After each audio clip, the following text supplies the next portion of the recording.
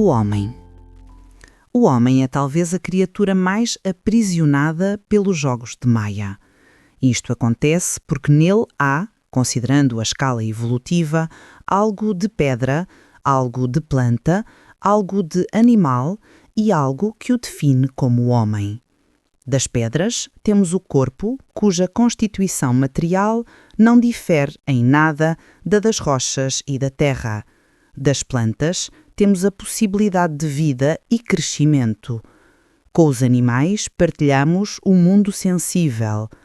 E o raciocínio aparece como propriamente humano, ainda que sem a perfeição do corpo, a vitalidade das emoções. A mente está a meio caminho de crescimento. A mente é jovem, débil em muitos aspectos e deixa-se enganar facilmente, caindo, sem demoras, nas redes da ilusão. Então, o homem tem as vantagens e os problemas dos três mundos que o antecedem na escala da vida. Entre os problemas está o de somar 3 vezes mais a sua própria, a possibilidade de cair no jogo de Maia. O homem cai como as pedras, como as plantas, como os animais e como o homem propriamente dito.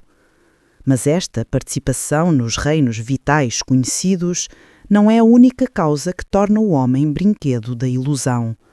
Um elemento decisivo nesta questão é a precariedade da condição humana.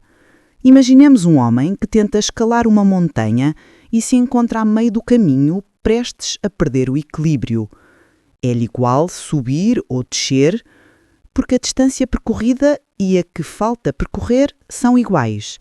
Mas os seus pés tremem sem encontrar apoio e as suas mãos são dilaceradas sem ser capazes de se agarrarem solidamente. O homem está preso entre uns pés que já não o sustêm e umas mãos que não o podem ajudar em muito a escalar. O homem está crucificado no espaço, com os pés numa terra e os braços num céu que não são suficientes para eliminar o falso equilíbrio do espaço intermédio. No entanto, o mais fácil, no exemplo do nosso homem preso, é cair e não subir. O troço de caminho percorrido é comparável à evolução realizada pelo homem, a todas as suas experiências acumuladas enquanto pedra, planta, animal e até como o próprio homem.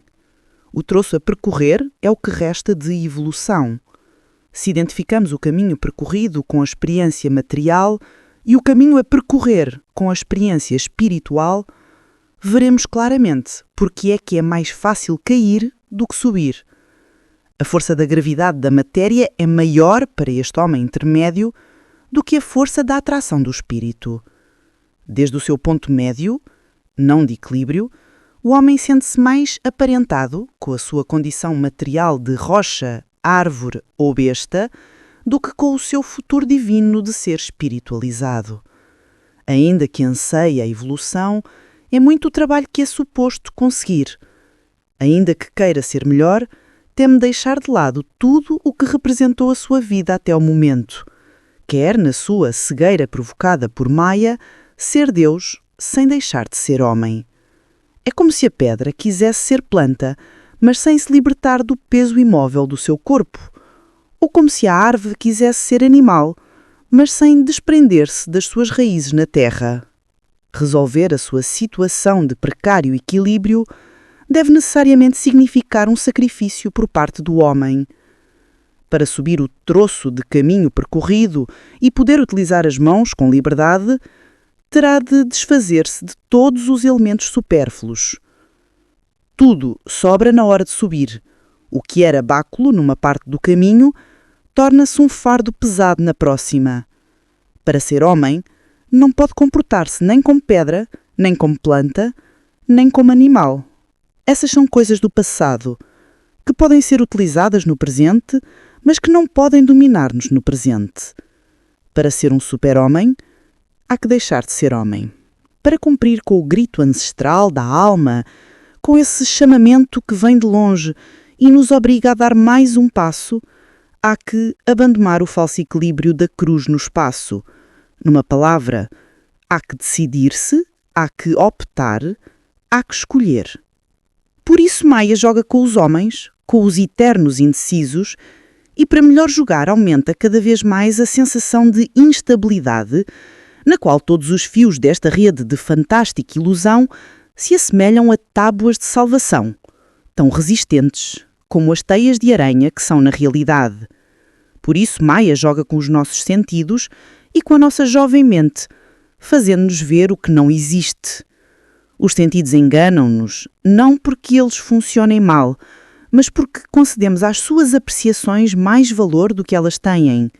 O tato, o ouvido, a vista, o gosto, o olfato são úteis para medir determinados elementos do nosso mundo circundante e para os transmitir à nossa consciência. Mas se à simples transmissão das medidas dos sentidos nós juntarmos a paixão dos sentimentos, o gosto e o desagrado, o excesso de raciocínio sobre o que tem valor e o que não tem, então os sentidos distorcem-se e a imagem que chega à nossa mente carece de realidade. É mais uma ilusão, na formação da qual Maia colaborou ativamente. Já não vemos uma cor, vemos algo que nos agrada ou nos desagrada. Já não ouvimos um som, mas calculamos comprimento de onda.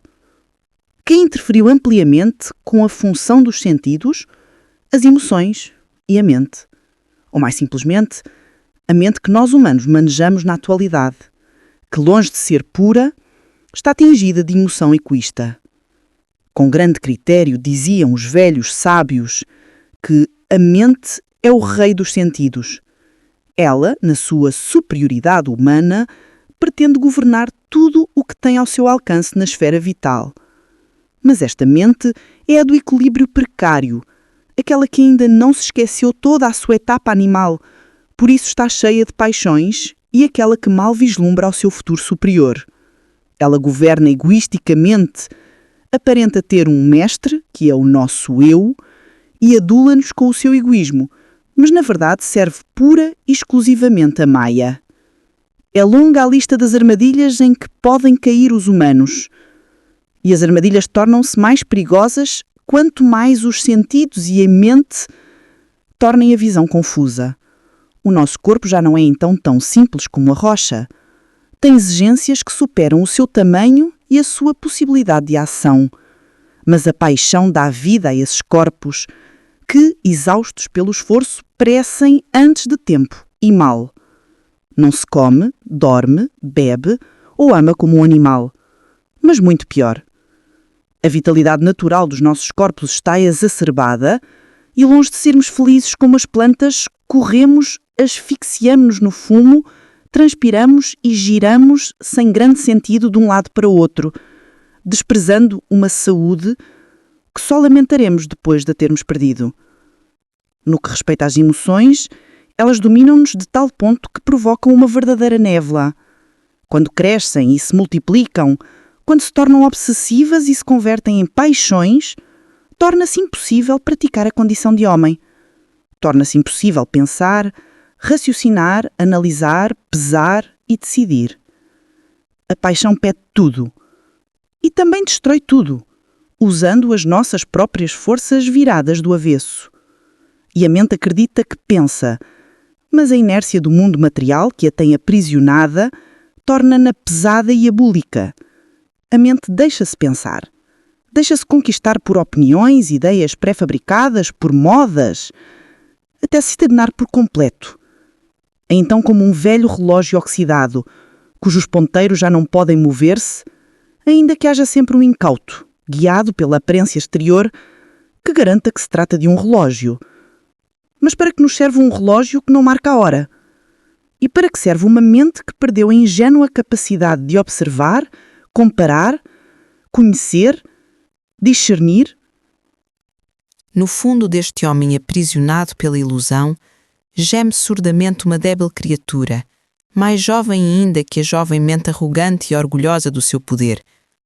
É a centelha de espírito, que faz esforços para ser ouvida. É o antepassado que exige a realização do destino. É a realidade que tenta remover o véu de Maia dos olhos cegos.